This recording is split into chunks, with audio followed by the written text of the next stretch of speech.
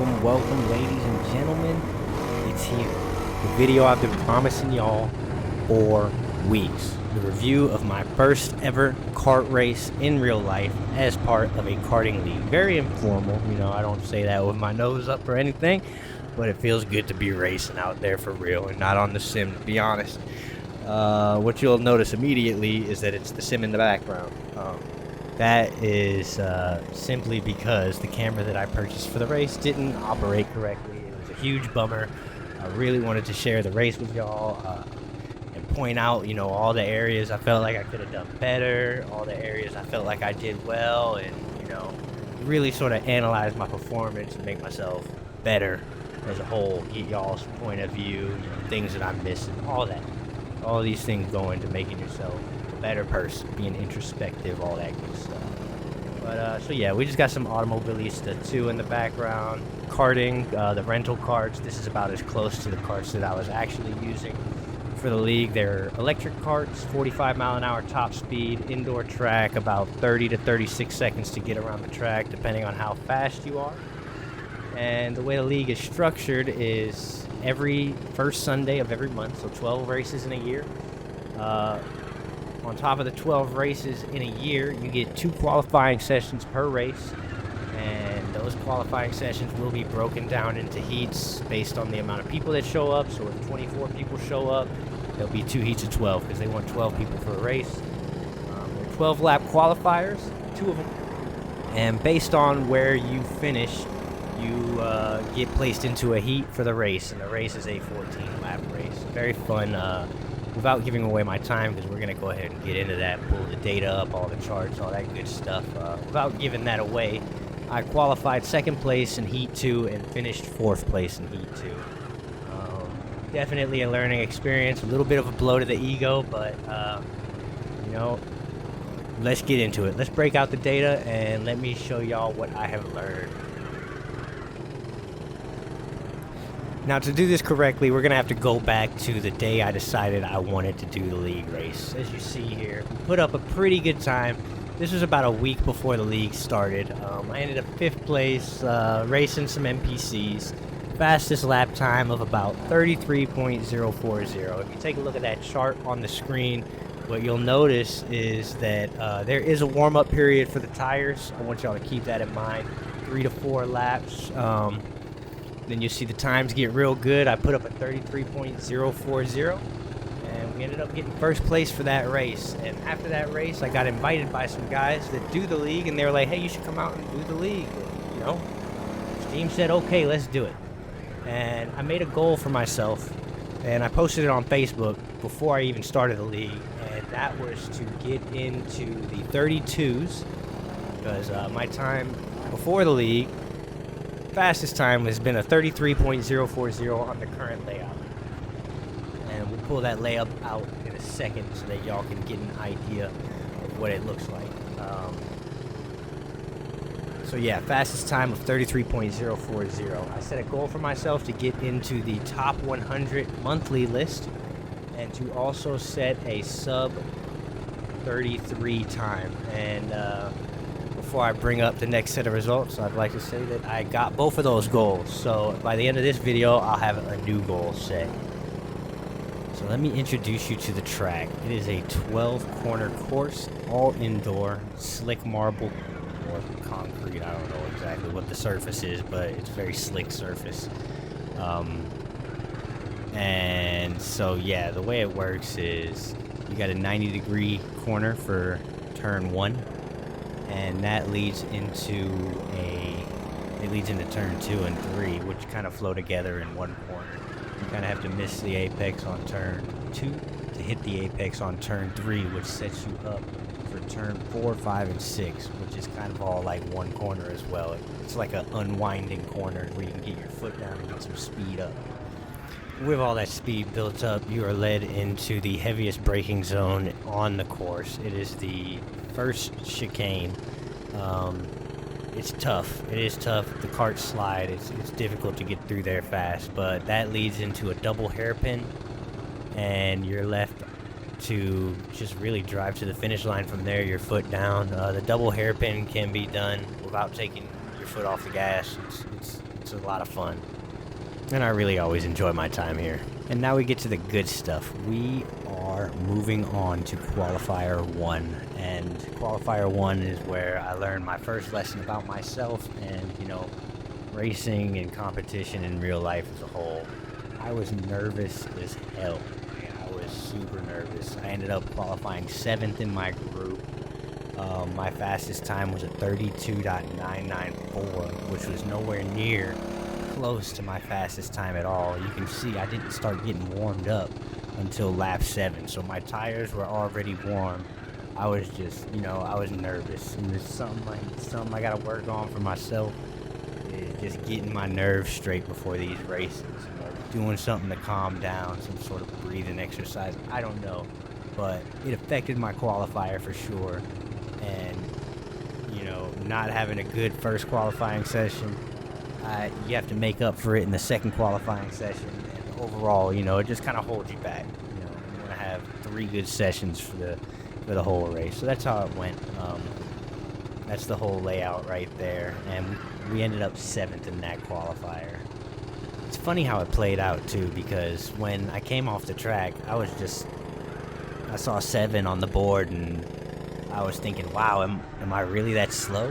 What's going on here? At the time, I had no idea it was nerves. I immediately just kind of felt discouraged, and we made up for it in the next one, and y'all see here. We're gonna bring up qualifier 2 here, but it just goes to point out that keeping calm, all that stuff, it can compound if you let it get away from itself. It can compound, lead to other things, and it's a lesson I learned. It's a lesson I learned about myself and about competition and racing, and I feel like I learned a lot from it, and we're gonna build off of it, and we're gonna be better for the next one.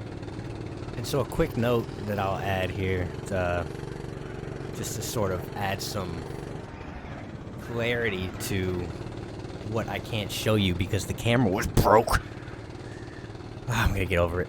To add some clarity to that, so we were in electric karts. They need to be charged in between every race. So every session we were in a different kart. Some karts are better than others. We did get the opportunity to ban 2 karts from the race if we wanted to. So in future, I'm going to be paying attention to who the fastest people are on the track, and I'm going to be banning their karts.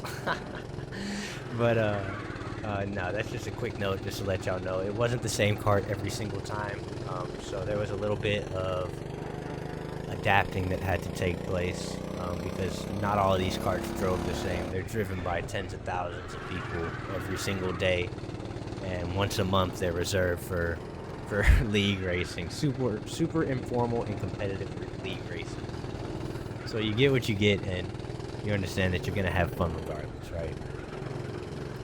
So now we talk about qualifier 2. It was during qualifier 2 that I reached the goal that I set for myself, and that was to set up a sub 33 time, which I had never done on this track layout. And so what that kind of taught me there is, it's something that I kind of already knew from sim racing, but on race day, when you got the faster people around you, race pace is higher, you can generally drive a little faster. I don't know what that means.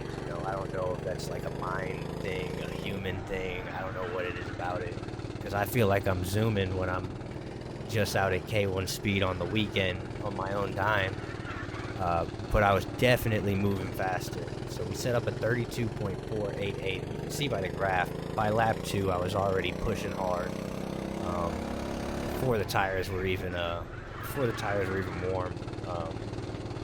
We were doing a pretty damn good job on the second qualifier, and that ended up getting us into second place in the second heat, which means we had 12 people ahead of us in the first heat, plus 1 guy ahead of us in the second heat. So we started off our race in 14th place.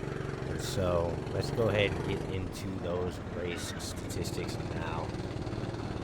And here they are. Here are the race statistics. This is where I'm going to be spending most of my time talking to y'all about, some of the more major lessons I learned. So, we started off our race in second place. And so I got to do a lot of sort of explaining here because I don't have the video. Because the video didn't work. I will get over it. We're researching ways to sneak our own camera into K1 speed because this whole buy our camera and hope it works bullshit, that's for the birds. So, moving on. What I'd like to point out first is the person in first place, best time around the track was 32.706. Second place, best time around the track was 32.462, which is held by the person who finished third place. The third fastest time around the track was 32.477, which is held by second place. And the fourth fastest time was... I'm sorry. Third, fourth... we had first... Oh my goodness, I had that all backwards. Angel had the first fastest time. Ivan had the second fastest time. I had the third fastest time. And the guy who finished first place had the fastest time. And so, what does that illustrate? If you start first in the race, you got a pretty good chance if you keep it clean. Because, I started in second place. So I was kind of sandwiched in between Cedric and Angel. Because Angel started third place. And it's kind of funny how it plays out, how the whole thing plays out. I was definitely going slower, and so I'll tell you what I learned. Pressure. I learned about pressure real quick, and so let's just start from the top. At the beginning of the race, when the lights went out, we took off. It was great. Into the first corner, I stuck first corner great. I'm side by side with first place. We go into the second corner, and I'm just carrying too much speed, and I understeer.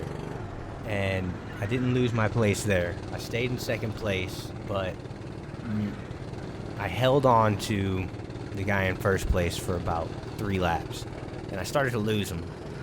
And I was making a silly mistake in one of the corners, and when I do get my actual recordings of the races in future, I will explain what this mistake was. But basically, I was hugging too tight on one of the corners, and I was thinking I was getting the best possible exit, when really I was just extending the amount of distance I have to drive, and not really for any benefit at all.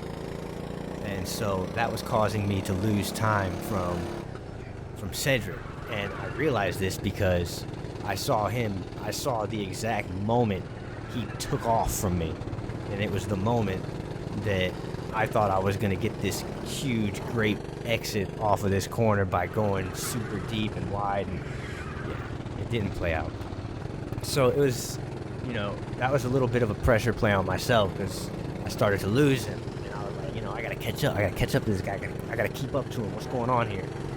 And so what ended up happening is, I started sweating, and Angel caught up to me. He was on my bumper, and then Ivan caught up to Angel because, to be honest, I was the guy that was holding up them two. They had faster times than me. I was holding them up. And when you look at the times, there's no reason that we shouldn't have come first, second, and third above Cedric. But to be honest, the reason that we didn't come first, second, and third is largely to do with my driving, my mistakes, and the fact that it's not a very wide course and you can't pass very much. So I'm willing to accept responsibility for that, and I've learned my lesson.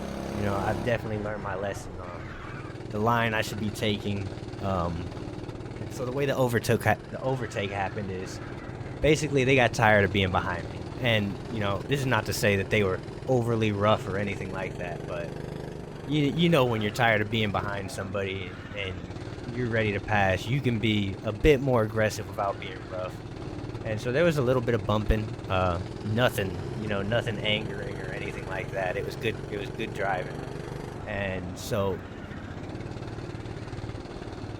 the way it happened is I was holding up Angel, and Ivan got this crazy inside line on both of us. and Angel immediately capitalized on that inside line and followed Ivan through. And so I lost 2 places in 1 corner. Big hit, big hit. And so you'll see that was right around lap 9 and 10, and you'll see my pace start to pick back up right then. And that's when I know, you got to get your ass in gear. You just lost 2 places. So, we put our foot down and we're getting back to it, and we eventually catch up, and there's a yellow flag, and we get a bad restart off the yellow flag, and it's the last lap, and we finish 4th place. And so for me, overall, this was a very enjoyable experience that I learned a lot from, and I found it very valuable, and I will be going every month. Y'all can expect to see me every month trying to put out some content to do with this K1 Speed League. But not everything was for naught. We finished 14th place overall with 7 points, and because this league is so informal, there's possibilities that people may not even show up in the future. So we could shoot up, we could just perform better, and we'll see how it goes. But anyways, y'all, thanks for kicking it with me. Hope y'all enjoyed the content. These are the overall standings. That's that second goal I told you I was going to hit. We're in the top 50 monthly. After the race, we were in 26th place. It's been a couple weeks, so we're in 45th place now. But that's the second goal I wanted to hit. I think the next goal that we're going to go for is I want to get a sub 32 lap time. I need to be up there with the aliens. Anyways, y'all, I'm out. Thank you very much for hanging out, and I'll catch y'all on the next one.